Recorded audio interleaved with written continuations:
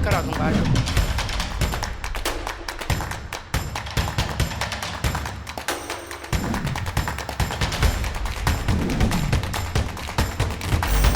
मेरे बुजुर्ग पिताजी को गालियां देके वोट मांग रहे हैं।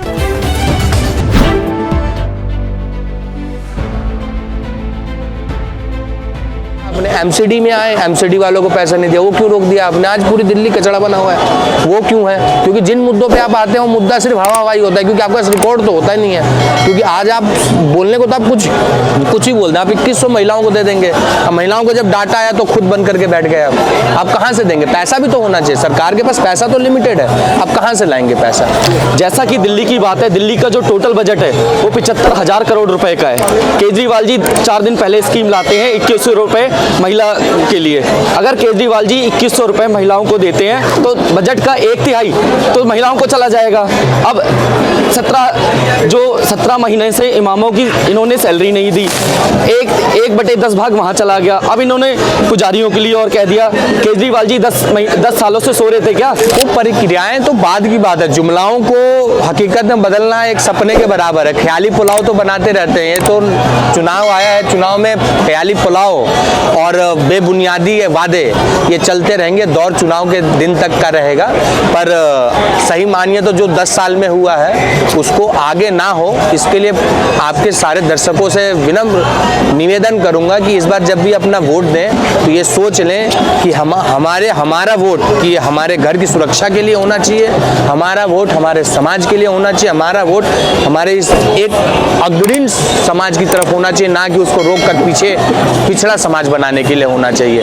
जो इस दिल्ली में 10 साल से हुआ उसे रोकने के लिए होना चाहिए। जिस तरीके से इस दिल्ली में पूरी दिल्ली को एक जातिगत रूप पे, वर्ग के रूप पे, आर्थिक रूप पे जो बांटा गया उसको रोकने के लिए होना चाहिए। केजरीवाल कई वादे करते हैं, वादे करके बिजली फ्री करने का वादा किया इन्होंने, अंततः क्या किया इन्होंने कि बिजली तो फ्री करी, पर वो एक ऐसा क्लॉज था कि मैं कहता हूँ 60% दिल्लीइट्स के घर पर बिजली बिल आ रहा था। बात यह है कि और सब्सिडी भी जो दे रहे थे आप बीएससीएस में, आप सब्सिडी के नाम पर बीएससीएस में घोटाला कर गए। जहां पर भी ये सब्सिडी बोले तो वहां पर घोटाला होता है, वहां पर आम आदमी पार्टी के हर कार्यकर्ता कमा कर निकलते हैं। एक्चुअल में वो हमारे लिए नहीं है कोई भी योजना, वो योजना है आम आदमी पार्टी के कार्यकर्ताओं के लिए, आम आदमी पार्टी के नेताओं के लिए। आप एक योजना उठा के बता दीजिए जिसमें घोटाला नहीं किया हो इन्होंने। और क्योंकि केजरीवाल किसी कागज पे साइन नहीं करते हैं तो ये सोचते हैं कि मैं श्वेत हूँ, पर ये हर मामले, हर घोटाले में इनका कॉन्स्पिरेसी के रूप में हाथ रहता है। क्योंकि ये क्राइम पार्टनर नहीं, क्राइम हेड है, ये क्राइम मेकर है, क्राइम थिंकर है। पहले ही आप योजना के ऊपर फोकस ही मत करिए, क्योंकि वो जुमला है। आप कानून बोलेंगे तो कानून नहीं बन जाता, कानून बनाने के लिए सरकार का बनना जरूरी है। और जुमला और वादों से सरकार नहीं बनती, उसके लिए वोट चाहिए होता है। और वोट इन जुमलों के भी आधार पे कोई देगा नहीं। मैं तो आपके सभी दर्शकों से विनम्र आग्रह दोबारा करता हूं कि इस बार जब वोट दें तो इन जुमलों को भी ख्याल रखें, क्योंकि इनके जो पिछले जुमले थे वो पूरे नहीं हुए हैं। अब बिजली का बिल भी आ रहा है, पानी का बिल भी आ रहा है, और साथ में जो मुसलमान भाइयों को दे रहे थे वो भी नहीं मिल रहा है, एमसीडी के कर्मचारियों को नहीं मिल रहा सैलरी, ना रोड पर साफ सफाई है, ना ही हमारे समाज में सुरक्षा है। पूरी दिल्ली में सुरक्षा के नाम पे हम जीरो हैं। और इन्होंने जिन गुंडों को, गैंगस्टरों को अपने दिल्ली में पाल पोस कर बड़ा कर रहे हैं, वही हमारी सुरक्षा के लिए सबसे बड़े घातक है। हर घर में आज के डेट में बहन बेटी हैं, उनकी सुरक्षा का भी ख्याल रखना अपने को वोट देने से पहले। और वो जब वोट दे तो उन सब की सुरक्षा को ध्यान रखते हुए हम बटन दबाएं। आज जितनी भी महिलाएं टीचर हैं जो कॉन्ट्रैक्ट बेसिस पे हैं, जो डीटीसी पे हैं, ऐसा एक डिपार्टमेंट आप मुझे बता दीजिए जो कर्ज के तले ना हो। हर डिपार्टमेंट आपका कर्ज के तले। केजरीवाल जी जल घोटाला, बीएसएस घोटाला, ऐसा कौन सा घोटाला है जहाँ पे आप नहीं है? आप एक स्टेट के हेड हैं। दिल्ली जिसे पूरा भारत ही नहीं पूरा विश्व देखता है, हर यहाँ के एक व्यक्ति को पता है कि केजरीवाल जी ने जो भ्रष्टाचार किए हैं वो सुप्रीम कोर्ट ने अपनी जो बेल ऑर्डर में उसमें भी साफ साफ कह रखा है कि केजरीवाल जी की उसमें क्या इन्वॉल्वमेंट थी। और आज हर एक व्यक्ति जानता है। तो ये जो केजरीवाल की जो टॉफी है ना, चुनावी टॉफी है, ये केजरीवाल जी खुद खाएं और मजे में रहें, हिंदू नहीं बटने वाला। अब ये मुद्दे हैं बड़े स्तर के, उसमें एलजी एक बहुत बड़ी एक पावर है, तो वो हर चीज़ों को समझेंगे। कि ये संभव है कि नहीं। कभी ऐसा नहीं कि आप जल बोर्ड के पैसे उठा के आप परिवहन विभाग में देंगे, परिवहन के बिजली वालों को देंगे, बिजली वाले बेचारे कहेंगे हमारी तनख्वाह नहीं मिली, तो ऐसे नहीं चलेगा। उसके लिए एक समुचित जो है ना योजना शुरू करिए सिस्टमेटिक ढंग से, तब होता है। ऐसे नहीं उछाल के आप तो लड्डू उछाल रहे हैं चुनाव के समय, ये 18,000 का ये है, ऐसे नहीं होता। सिस्टम से काम होता है। और कितने पुजारी हैं दिल्ली में, किस को 18,000 रुपये मायने रखता है। 18,000 आप तो 5,000 शुरू कर देते, वही हमारे लिए तो बहुत बड़ी बात थी। 18,000 तो बहुत बड़ी बात है, 5,000 ही कह देते आप, तो उसी से तो संतुष्ट थे ब्राह्मण तो।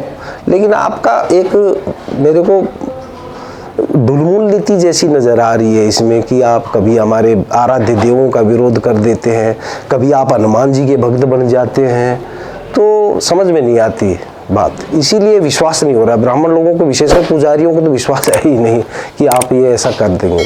हाँ, आपको विश्वास जीतना था तो आपको शुरू कर देना था तुरंत ही आपको ये कार्रवाई शुरू कर देती। आओ जी पुजारी लोगों को रजिस्ट्रेशन करवाइए, ये पैसे पकड़िए, तुरंत शुरू करिए। अरे ले वोट आपके पेटी की पेटी पर। अरे हम तो गरीब आदमी हैं, हम तो इन्हीं के पूजा अर्चना से प्राप्त कर रहे हैं अपना, तो बहुत लाभ मिलता है। और वास्तव में ये अब फिलहाल शुरू किया है कि हम जीतेंगे तो ही है, फिर देखी जाएगी। लेकिन वो दम वाली बात नहीं रही। इससे 17 महीनों से मौलवियों का वेतन बाकी है। धरना दे रहे थे, पढ़ते हैं अखबार आ रहे हैं, न्यूज में देख ही रहे हैं। उनको क्यों नहीं दे रहे? उनको तो दो पहले बेचारों को, हमारी तो बाद में लागू करोगे। और हम तो ये कह रहे हैं कि भाई साहब केजरीवाल जी नमस्कार, हम तो ये कहते हैं कि ये अभी शुरू कर दो, लोगों के पास डायरेक्ट पैसा जाएगा तो पेटी भर के देंगे आपको। लेकिन विश्वास नहीं है।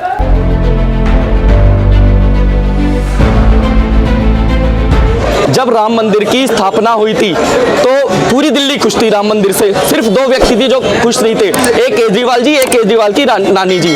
केजरीवाल जी जब राम मंदिर की स्थापना हुई थी केजरीवाल जी नहीं गए, केजरीवाल जी पहुंचे हैं बाद में। क्यों? क्योंकि लोकसभा इलेक्शन थे। केजरीवाल जी मात्र एक चुनावी हिंदू हैं और ये सब जानते हैं। अगर केजरीवाल जी को इतनी ही हिंदुओं की, ब्राह्मणों की और किसी भी समाज की अगर चिंता थी तो केजरीवाल जी ने 10 साल तक क्या किया है? 500 साल हमने इंतजार किया राम मंदिर के लिए भी। और अभी संभल में जो चीज़ चल रही है, आपने सब प्रत्यक्ष देखा, सब चीज़ नीचे मिल रही है उसकी, प्रत्यक्ष प्रमाणिक जो कुछ होती है। और जहाँ भी कुछ है, योगी जी तो बहुत ही अच्छा काम कर रहे हैं, जो हमारे हिंदुओं के लिए सोच रहे हैं हर चीज़ कि भाई जो चीज़ वर्षिप बैंक कहते थे भाई 47 के बाद से जो चीज़ है, पर हम जो कह रहे हैं जो चीज़ पहले थी, असल वो ये कहता है वर्षिप बैंक कहता है जो चीज़ जैसी थी वैसी रहेगी। हमारा जो पहले था, हम तो पहले की बात कर रहे हैं ना अपना, ये अब वर्षिप बैंक तो 47 में बना है। केवल आम आदमी पार्टी का केवल एक ही ऐसा एक मानसिकता बन गई है कि बीजेपी, ये ब्राह्मण लोग हैं या उच्च वर्ग है, केवल बीजेपी को जाते। ऐसा नहीं है, सभी लोग जाते हैं, इधर भी जाते हैं, वहाँ के दलित लोग भी इधर आते हैं वोट, वो कोई विषय नहीं। ठीक है, वो कोई ऐसी बात भी नहीं है कि बीजेपी के स्वर्णिम वोट जो है वो उसको बीजेपी को जाते हैं, ये हमारे विरोधी हैं, ऐसा कुछ नहीं है।